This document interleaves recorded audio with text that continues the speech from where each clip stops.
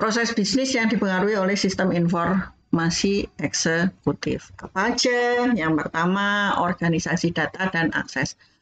Apapun yang digunakan dalam EIS dikumpulkan dari sistem informasi perusahaan yang bertanggung jawab untuk kegiatan transaksi di dalam perusahaan. Apabila data tersebut tidak tersedia, maka pengembang EIS perlu melakukan pengembangan agar data tersebut dapat tersedia untuk pengembangan EIS. Dan dapat pula dilakukan perubahan-perubahan terhadap sistem yang sudah ada, sehingga akhirnya dapat memenuhi seluruh kebutuhan sistem informasi eksekutif. Jadi yang namanya EIS ini harus fleksibel. Kalau memang perlu dikembangkan, ya dikembangkan. Kalau perlu ditambahi, ya ditambahi. Kalau perlu diubah, ya diubah. Yang penting tujuan dari sistem informasi eksekutif yaitu menyediakan informasi untuk eksekutif perusahaan itu bisa tercapai. Ya. Kemudian yang kedua, sistem pelaporan manajemen.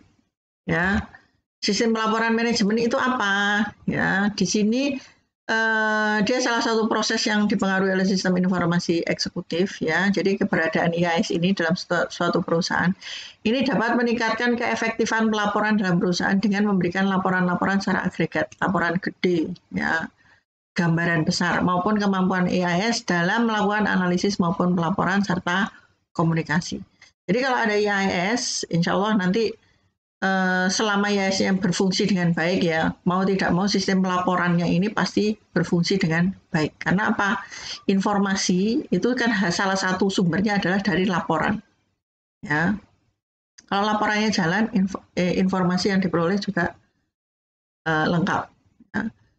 Kemudian pengembangan software perusahaan, ketersediaan EIS dengan fitur-fitur kemudahan pengembangan aplikasinya dapat merubah cara perusahaan dalam mengembangkan aplikasi. Kembali ke sini ya. Jadi EIS itu harus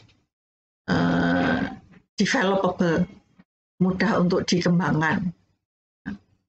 Next adalah software dan hardware pendukung. Apa aja?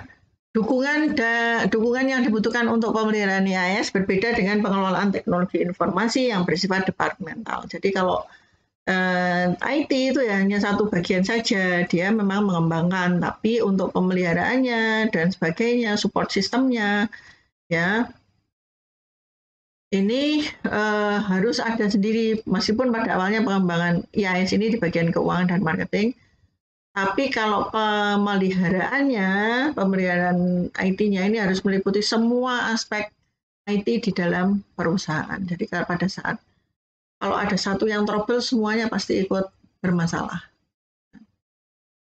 Jadi yang namanya maintenance itu penting. Sama seperti misalnya Anda, sering nggak Anda mengalami misalnya komputerku suwe-suwe lemot, padahal ora tak install apa jenengane game, ora tak install macam-macam. Gur Zoom karo kuliah tok kok ya suwe-suwe lemot. Gue ngetik tok, gue tugas kok suwe-suwe lemot. Anda bayangkan gini, zaman dulu kita ngetik pakai pakai mesin tik ya. Kalau salah salahnya arah, kertasnya diambil, soek, ganti kertas piannya. Sebetulnya berlaku sama juga dengan komputer Anda, hanya saja sampahnya kan sampah digital, sampah yang tidak nampak. Ya, digunakan terus-menerus, suwe sampahnya itu juga numpuk. Ya, termasuk di dalamnya mungkin kalau ngetik biasa kita pakai tip X ya, pakai yang putih-putih itu ya, pakai tip X. Tip X-nya ada sisa botol, ada sisa apa, sisa kertasnya kalau pakai label dan sebagainya, itu kan semua akan menimbulkan sampah. Anda bayangkan ruang kerja Anda. Karena ini kan komputer ini kan merupakan ruang kerja kita. Ruang kerja kita tidak pernah disaponi, nggak pernah di maintenance ya. Lama-kelamaan juga akan lemot. Ya. Jadi belum nanti ada masukan-masukan baru, misalnya kita download apa. Ya, meskipun saya nggak merasa download betul, Anda nggak merasa download, tapi itu bisa saja otomatis terdownload karena Anda melakukan tindakan tertentu. Ya. Kemudian computer system downsizing dan right sizing. Dengan pengembangan teknologi informasi sekarang, perusahaan harus dapat menetapkan strategi penerapan teknologi informasinya, baik untuk sistem informasi eksekutif maupun sistem informasi lainnya. Nah, saat ini sudah tersedia berbagai layanan yang beragam layanan yang dapat digunakan oleh perusahaan, mulai dari sistem open source sampai dengan sistem layanan yang berbasis cloud. Berbasis cloud itu yang bagaimana misalnya Anda nyimpan semua informasi di Google Drive, itu layanan berbasis cloud. Ya. Open source kalau Anda pakai Linux dan sebagainya itu open source. Ya. Termasuk saya ngerekam video ini, saya pakai software juga open source. Software-nya namanya OBS. Ini software open source free. Ya, nggak berbayar. Termasuk ini yang saya pakai buat ngorek-ngorek ini juga open source. Ya, jadi tidak berbayar. Oke,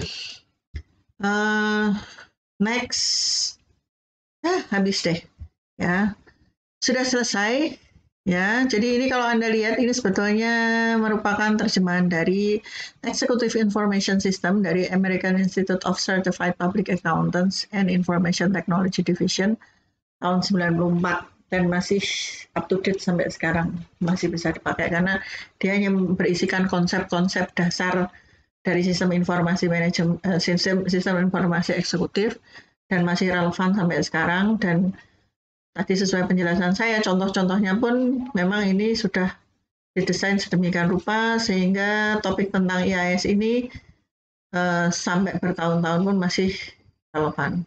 Ya. Ya, nanti kita lihat tinggal ada perubahan teknologi informasi apa yang sifatnya revolusioner, ya berarti itu saatnya untuk kita berubah lagi. Oke, jadi tidak ada yang pasti di dunia kecuali perubahan itu sendiri. Ya. Baik, terima kasih atas perhatiannya. Ketemu lagi. Ternyata ini salah ya. Saya baru nggak. Oke. Terima kasih atas perhatiannya. Ketemu lagi insya Allah di lain video. Jangan lupa dipahami. Di sini saya cuma membacain aja sih pada dasarnya sambil nambahin dikit ya. Semoga ilmunya bermanfaat. Ketemu lagi insya Allah di lain video. Terima kasih. Assalamualaikum. Masih tetap selamat pagi dan akan terus selamat pagi. Saya Diah Nirmala. See you next time.